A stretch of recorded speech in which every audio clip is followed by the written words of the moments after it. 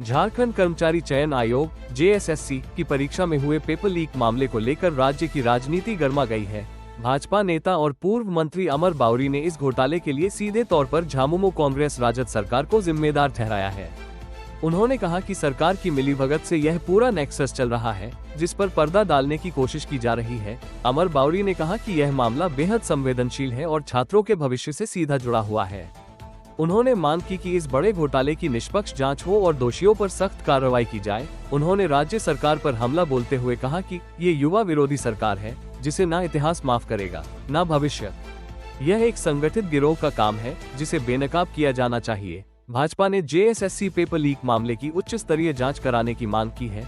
Party का कहना है कि जब तक इस घोटाले की सीबीआई जांच नहीं होगी, तब तक इसमें शामिल बड़े नामों का पर्दाफाश नहीं हो पाएगा। जोहार, नमस्कार।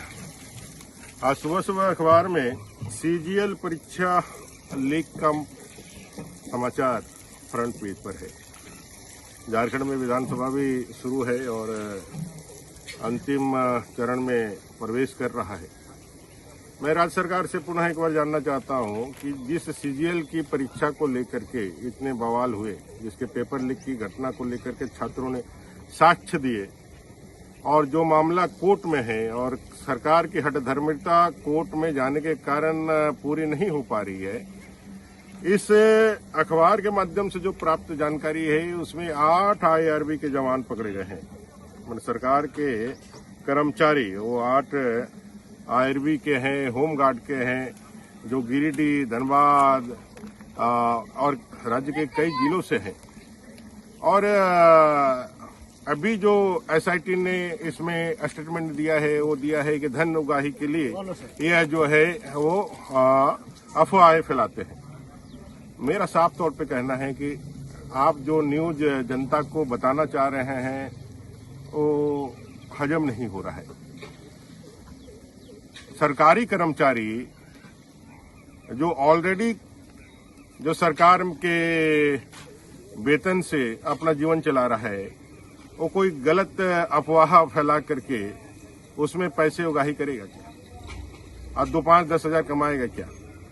यह पेपर लीक की घटनाएं हैं और जितनी हम लोगों को जानकारी है ये सारे गिरोह उस गिरोह से संबंधित है जो छात्रों को उठा करके नेपाल, पटना ले जा करके उनको पेपर पढ़ा करके एग्जाम में लेकर के आते। जो लीक हुई पेपर है उसको पढ़ाते थे, रटाते थे, उसकी तैयारी कराते थे और हूबहू वही आकर के जो है एग्जाम्स में आता था। सारे पेपर 100% लीक है, यह दावा हम लोगों ने पहले भी किया है और अभी भी हम लोग कहते हैं। इस पेपर लीक की घटना में राज्य सरकार के बड़े बड़े लोग, सफेदपोश लोग इसमें शामिल हैं और यही कारण है कि राज्य सरकार इसको दबाने के लिए, इस पे लिपापोती करने के लिए अपने सारे हथकंडे उठा रहे हैं।